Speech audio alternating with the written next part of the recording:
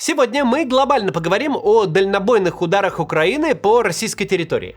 Что в точности происходит, каковы у этого цели, текущие результаты и перспективы. Начать надо с последней громкой новости. Омский НПЗ приостановил работу после атаки. В этой новости важны 4 обстоятельства. Первое. Омский НПЗ, принадлежащий «Газпромнефти», крупнейший в России. Объем переработки 21 миллион тонн сырой нефти в год. Это ровно вдвое больше, чем у московского НПЗ в Капотне. Второе. Если мерить от самой восточной точки Украины до Омска, получится 2300 километров. Если более реально оценивать, откуда могли произвести атаку, получится, 2500 километров. Оттуда запустили дроны и попали точно по НПЗ, выбили установку по первичной переработке сырой нефти, как делали и на остальных. Когда речь идет о таких расстояниях, становится очевидно. Недостижимых целей для высокоточных ударов Украины теперь в России просто нет. Третье. В списке 10 крупнейших НПЗ в России Омский оставался единственным, который пока не подвергался атакам, не сокращал и не приостанавливал работу. Четвертое. При том, что Омский НПЗ не бывал под атаками, именно в тех регионах, за снабжение которых он отвечает, например, в Иркутской области, наблюдается самая тяжелая ситуация с топливом. Из чего логично следует вывод. Именно этот НПЗ отвечал за снабжение центральной России, которая уже лишилась собственных мощностей, в первую очередь Москвы. Какие выводы из этого обстоятельства следуют? Вывод в том, что удары Украины не носят какого-то хаотичного или медийного характера. Их последствия в виде очередей на заправках не случайность. Украина системно и целеустремленно лишает Россию индустрии нефтепереработки в принципе. Украинская сторона явно хорошо понимает, как в России индустрия эта устроена, какие узлы в ней являются критическими. Бьет не лишь бы куда попасть, эффектно бахнуть для заголовков и роликов на Ютубе, а прицельно выносит всю производственно-логистическую цепочку, чтобы бензину в пистолете на заправке было неоткуда взяться. Прежде чем дальше подробнее обсудим, во-первых, объявление от моего проекта «Релокац». Он теперь помогает с оформлением ВНЖ Испании, Сербии и Черногории и продолжает расширять географию. Сейчас проект ищет юристов и других специалистов, кто помогает с оформлением ВНЖ Грузии, Армении, Германии и прочих стран Евросоюза, если вы оттуда. Если хотите попасть в команду проекта, заполните анкету по ссылке в описании. Ну а еще, как обычно, у нас есть инструкция по обходу российских блокировок интернета. В том числе там есть рейтинг VPN-сервисов. Если вы как раз выбираете себе VPN сейчас, присмотритесь к VPN Liberty. Они стабильно хорошо показывают себя в нашем рейтинге. Ссылка тоже в описании. Ну, начнем.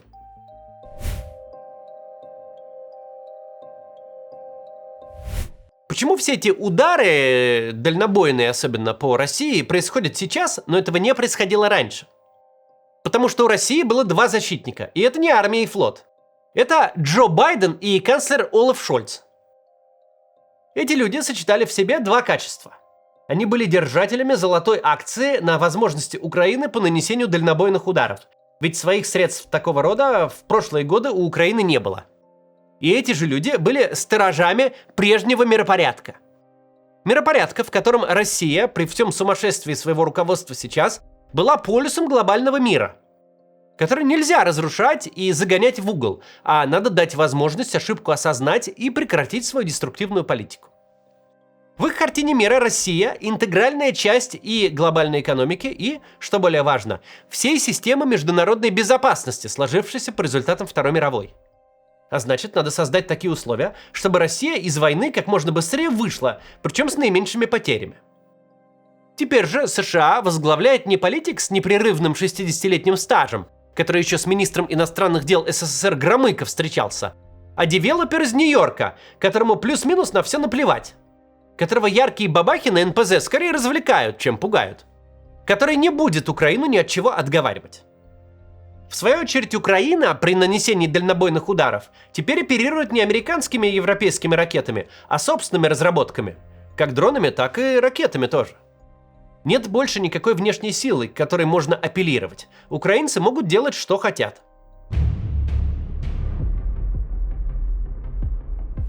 Системная кампания по уничтожению НПЗ закрывает для Украины сразу все задачи. Это прямой экономический ущерб, масштабы которого невозможно оценить, не будучи отраслевым экспертом. Но очевидно, что ежедневно взлетающие на воздух огромные и дорогостоящие заводы – это ущерб макроэкономический. Это удар по инфляции, через нее по ставке ЦБ, через ставку ЦБ по заимствованиям бюджета, и уже через них по способности государства оплачивать свои обязательства и в конечном итоге вести войну. Кампания эта политически исключительно для Путина проблемна. В стране попросту бардак, который невозможно спрятать. Люди стоят в многочасовых очередях. Там же ругаются и устраивают драки. Друг в друга пистолетами тычут и ножами размахивают. Естественно, тут же за считанные дни вернулось все то, чего на Руси лет 30 не бывало. Черный рынок топлива с бензином по 300-500 рублей, приоритетная заправка блатных автомобилей для чиновников и приравненных к ним. Советский Союз со всеми признаками, от очередей и талонов до блата, вернулся так, будто не кончился уже 100 лет в обед, а покурить выходил. Хорошо видно, что власть со всей этой ситуации растерялась, запуталась в собственных ногах и происходящее не контролирует вовсе. Избранная Путиным тактика глухого отрицалого, рассказов об отдельных несущественных проблемах на местах, общее впечатление делает еще хуже. Это не демонстрация уверенности, это проявление неадекватности.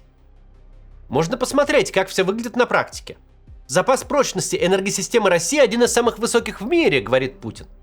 Но не существует на свете энергосистемы, которая рассчитана на то, чтобы гореть каждый день. На то, чтобы 10 крупнейших предприятий были так или иначе выведены из строя, а система продолжала функционировать, как ни в чем не бывало. Не надо быть энергетиком, чтобы очевидность этого понимать. Никакая система не работает с кратным запасом. Никто не заводит в 5 раз больше коров, чем от них нужно молока. Никто не держит целые корпуса больниц пустыми по полвека, ожидая нового ковида. У банка в хранилище нет денег на случай, если придут все клиенты разом. Обычно системы имеют некоторый запас прочности, способный гасить какой-то внезапный стресс. Ажиотажный спрос, перебои с логистикой и поставками, что-то измеряемое единичными днями и процентами от общей мощности. Но тут явно другой случай. И неадекватность Путина очевидна плюс-минус всем. О каких рейтингах можно говорить, когда лидер каждым своим высказыванием подтверждает, что он без понятия, чего в стране творится на самом деле?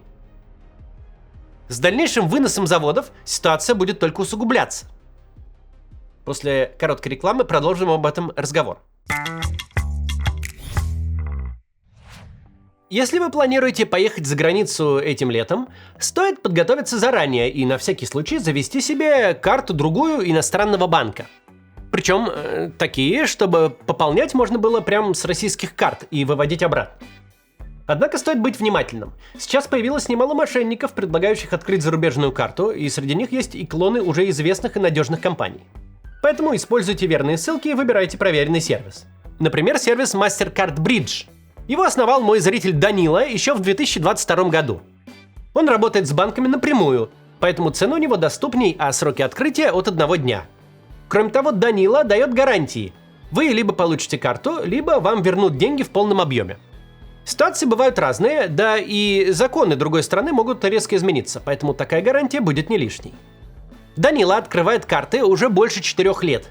Он знает об этом все и до нюансов. Вы можете написать ему напрямую, и он абсолютно бесплатно разберет конкретно вашу ситуацию, подскажет решение и направит. А карта пригодится вам не только в поездке при бронировании отелей, авиабилетов и оплате покупок. Вы также сможете оплачивать зарубежные сервисы – Spotify, Netflix, Steam, ChatGPT.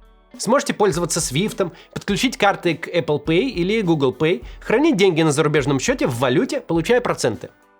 Кстати, если у вас есть уже карта Казахстана, Данила поможет ее продлить на 5 лет и доставит вам. Сейчас цены на открытие карты выгоднее, чем когда-либо. Однако и возможностей с каждым месяцем становится все меньше. Поэтому лучше не тянуть. В описании к ролику у меня стоит оригинальная ссылка на сервис MasterCard Bridge. По промокоду MaximCats скидка в 30%. Спасибо, что смотрите рекламу. Продолжаем. С дальнейшим выносом нефтеперерабатывающих заводов в России ситуация будет только усугубляться. Раньше или позже наступит момент, когда из строя будет выведено такое количество мощностей, что речь пойдет уже не о дефиците или ограничениях, не об очередях и талонах, а о полном исчезновении топлива из легальной розничной продажи. Эту тему Путин уже не сможет замотать, забыть или проигнорировать. Вслед за топливом начнут ложиться отрасли, которые от него зависят. А это, в общем-то, вся экономика. Невозможно управлять страной, которая в 21 веке сидит без топлива. Попытки же выйти из кризиса через импорт пока выглядят куром насмех. Мы вот читаем, что Индия поставила в Россию 60 тысяч тонн бензина. Для страны, которая ежедневно потребляет 110 тысяч тонн, это как-то маловато.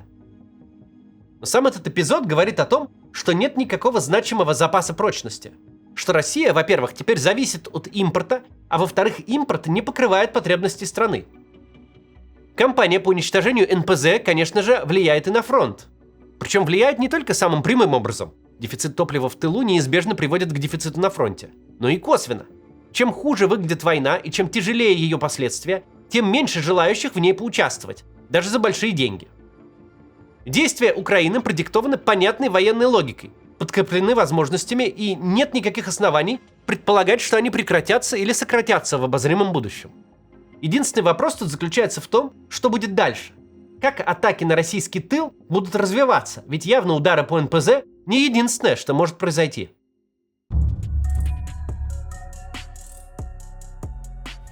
Украина, очевидно, будет бить, и, в общем-то, уже била, по инфраструктуре экспорта сырой нефти и, возможно, газа. По хранилищам, насосным станциям, портовым терминалам и танкерам, чтобы лишить Путина его главного валютного источника дохода.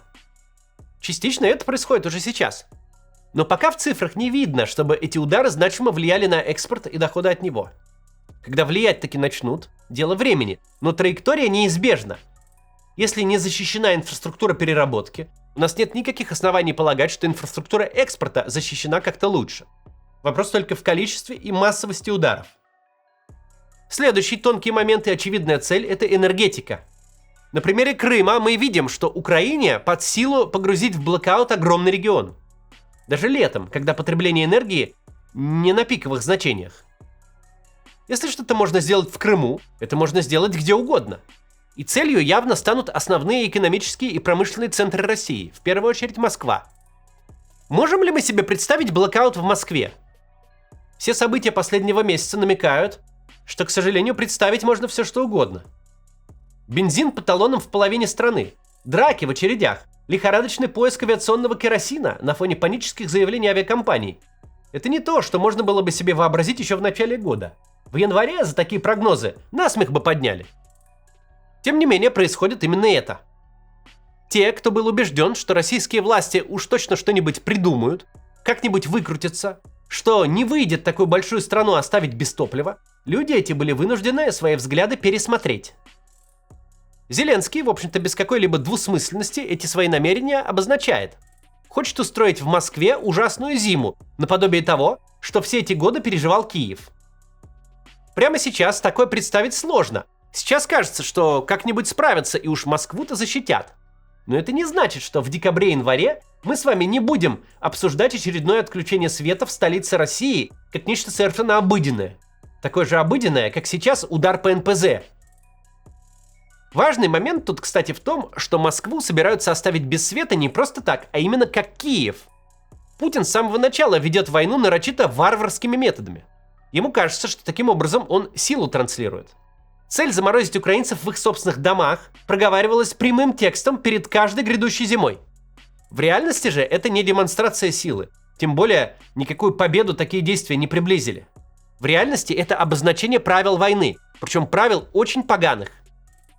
Если бы Украина, даже будучи жертвой нападения в одностороннем порядке, решила терроризировать мирных российских граждан, замораживать их зимой, например, она поимела бы огромные проблемы с союзниками, а могла бы и вовсе утратить мировое сочувствие и некоторое моральное право. Но в такой войне, какой ведет Путин, ни у кого во внешнем мире не найдется аргументов, чтобы задавать Украине какие-то вопросы. Все видели горящие подстанции, ракету по детской больнице. Дня не проходят без ударов по жилым домам. Все слышали заявления с намерениями оставить украинцев без тепла зимой, видели разрушенные электростанции, всей Европы собирали украинцам генераторы. Все знают, и Путин этого на удивление не скрывает, что предложение о воздушном перемирии лежит на столе. Защитить НПЗ, терминалы, подстанции, людей в первую очередь. Это то, что Путин может сделать хоть сегодня, и не делает только по собственной прихоти.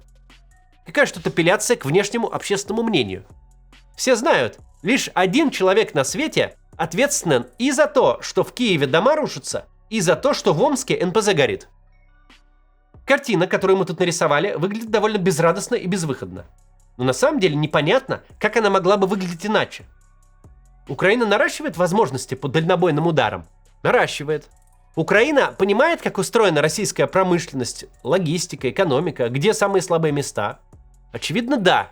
В этом несложно разобраться, даже стороннему наблюдателю. Удары создают Путину проблемы и мешают вести войну? Конечно. Украина несет какие-то издержки в результате наращивания этих ударов? На поле боя, в отношениях с союзниками? Нет, не несет. Даже наоборот. Союзники Украины за последние несколько месяцев вновь поверили, что она способна и воевать, и побеждать. Что ресурсы Путина не бесконечны, и их можно полномерно уничтожать. Абсолютно все говорит нам, что когда мы снова заведем этот разговор через 2-3 месяца или 4, когда снова возьмемся описывать последствия украинских ударов этих будет больше, а последствия их будут тяжелее. У Путина была возможность не начинать войну 4,5 года назад. На протяжении всех 4,5 лет были возможности ее закончить. Есть возможность закончить ее и сейчас. Украинцы пока на это согласны. Он всеми этими возможностями не воспользовался, и последствия для страны будут тяжелейшими. В первые годы войны многим казалось преувеличением фраза о том, что Путин угрохал нашу страну об стену. Теперь мы своими глазами видим, как это происходит. До завтра.